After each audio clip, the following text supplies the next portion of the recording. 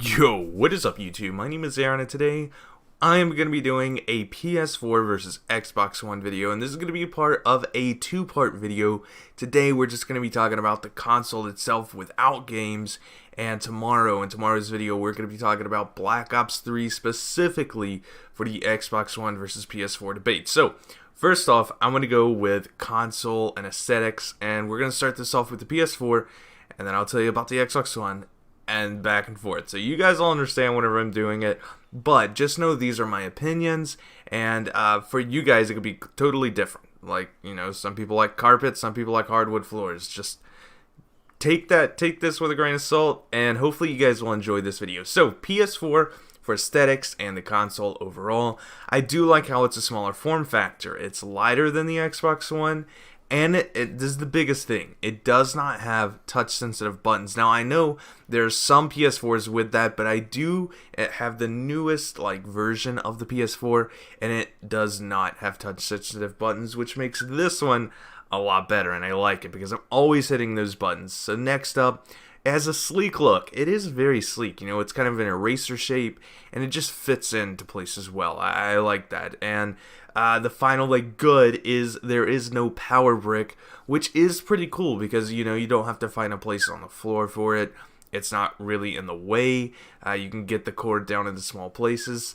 But here comes the negatives, and there's only 2 USB ports. That's kind of bad. I wish there was about 3 or possibly more.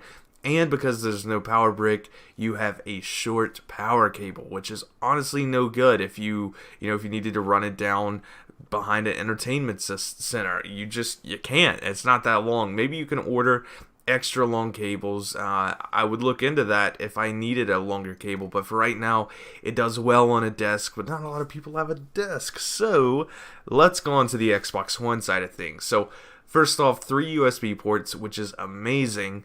An HDMI out, which I do really like. I haven't really used it, but it's pretty good. Or an HDMI in, my bad. You have an HDMI in and an HDMI out, which is very, very cool. I like that. And the next thing is a long power cable because of a power brick. So kind of a negative in a sense, but it has a super long power cable, which I do like. So here comes the negatives. It is very big, touch sensitive buttons, and it's loud. So a lot of people are going to say, oh, the PS4 is loud, but like I said, I have the newer PS4, and they quiet it down just enough so you can't hear it that well. But yeah, Xbox One's really loud. The touch-sensitive buttons, I can't tell you how many times, not me personally, but like a cable will touch those things and it ejects a disc or it turns it off or something, and it's very big. I know that's kind of subjective because who moves them around? You don't really care about the size, but it does take up a lot of desk real estate that could be used for other things. So let's move on to the controller. Again, PS4 side of things. Alright, so easy sync. What a great thing. It just syncs up so flawlessly. It's so good, unlike the Xbox One controller, which has a very difficult time. Next up, headset audio doesn't get lost when charging, and that goes from charging, unplugging, plugging it back in. Whenever you're talking, sometimes your audio chat or your party chat, game chat will cut out for a brief seconds, and I don't know why I said sometimes. Every single time I've done it, it's happened, and I know you guys have felt the same thing. Next up, built-in battery, which is very cool. Built-in plan charge, I don't have to pay $20 for it. A touchpad, and the touchpad has a button for the back button. Really do like that. I know it's not the game, but I do like the touchpad. I like how advanced this controller is. Next up is there's kind of some grip on the back, which is... it's pretty cool being stock and having some grip. You know, it doesn't help you as much as like a Scuff would or the Xbox One Elite controller grip would, but it's something. Next up, it does have a speaker on it, which was kind of annoying at first, but I've turned it off completely actually. But I've heard like if you're in a game, you know, the call outs and stuff come through that speaker, so that's kind of cool. It just, you know, it's one extra thing even if you don't use it. Next up, tactile buttons. All the buttons really just feel very tactile and just to the point. They're very nice. I like the share button. I haven't really used it that much, but I'm glad that they added it. The controller is very light. I do like that. And it's got motion controls, which is kind of cool. I mean, you can type with it, which is very hard, would not recommend. But here comes the negatives. just because it does have that built-in battery doesn't keep it away from a weak battery life. Usually I only get around 6 hours and then I need to plug in again, which isn't fun. I mean, it isn't too bad because I do have cables and always can plug it in. I usually always plug it in at night. Next up, the lack of real triggers. The trigger placement also is just, it's bad. If you're like me and you like laying your controller down on your lap and like stretching, you will shoot a gun, and I've shot the wonder weapon several times and didn't mean to. Next up, the bright blinding light on the back of the controller. Yes, that thing is a flashlight if you ever need it, so there you go. So next up, on the Xbox One side of things, the controller itself is very comfortable. I felt like it was made for my hands, and it works out very well. I love that controller. It's really, really good, and I kind of wish I could play the PS4 with it. Next up, real triggers. Yes, those triggers are very good on the Xbox One controller, and it vibrates in the triggers. Very cool, but I do turn vibration off for both systems. Next up, the rocker style D-pad, so even if you put your thumb somewhere that's not on the button you want, you can kind of rock over to it and everything's connected, and I like that a lot. Next up, big bumpers. Yes, you can throw your grenades and stuff, and it doesn't feel like you're just using your little pinky finger to touch it. Nice and big. Like I said, I felt like the controller was made for me. Next up, can be wireless or true wired. So a true wired controller takes its data through the cable and doesn't just charge to that cable, and that's kind of what the PS4 does. It's just a charge cable, a charge and sync cable, and it doesn't turn into a true wired controller when plugged in. Yes, Xbox One, it does turn into a very true zero latency controller when plugged in, and that is exactly why your chat audio cuts out.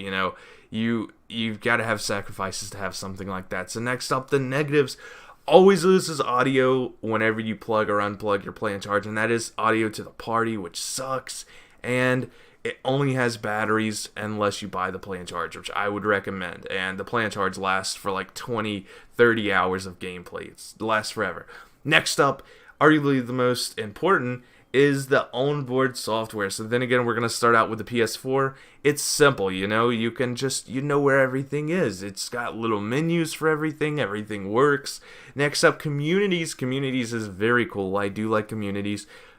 It could be a little bit better, but in total, communities is amazing, and I do like it a lot. So next up, we have the video editor.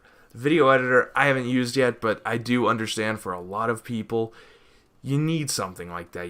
It's important for you guys to actually be able to edit videos on the PS4 and upload to YouTube. I'm sure there's a ton of YouTube channels, made just from the PS4 having that. So I'll give it some thumbs up. Next up, themes on the dashboard, or the main menu, whatever you want to call it, is very cool. I don't have any dynamic themes yet, but the Call of Duty dynamic themes do look amazing, and I just, I'd like to get some of those. Next up is rest mode. It's cool. It's like you get your little orange light, and then you press the button again, and then you're back on your game that you were, and it's almost completely turned off. So I do like that. It still downloads stuff. Very nice feature to have. I know the Xbox One has a hibernate mode, but we'll get to that. And finally, for the negatives, the old friend system. I hate that. It's like you friend me and it's still pending, and I have to friend you, and then you guys know. It's just a headache. The friends list in total is a headache, and it's no good at all. Next up is you can't invite non-friends to games. I don't understand that. Like if I go into your profile, there should be a little button that says invite to game, and I should be able to invite you to the game I'm playing, but they don't think like that. I don't know why. It's very broken, especially if you're going to be playing game battles. That means you have to actually add people, and they have to add you back, and then you have to delete them. Too much work. Come on, Sony, fix that. Next up, we're going to go to the onboard software on the Xbox side of things. You can set custom backgrounds with achievements. That's very cool. Like my custom background I have now, it's like the monkey from an achievement. You can invite non-friends to games. Best thing ever. The follow and following friends system is amazing. It's kind of like social media, but it's just so much better, and I think it allows more people to be able to play with you and see what you're doing and just enjoy you more as an Xbox player. So I really do like that. Next up, friends and parties are prioritized, as in on Sony it's more of like, I hate to say it, but it's more of like a solo type console. And then the Xbox One is more of a friends, and you play with your friends, and everyone has fun type of deal. So, parties and friend system are very prioritized, and that's part of the reason why you can invite people.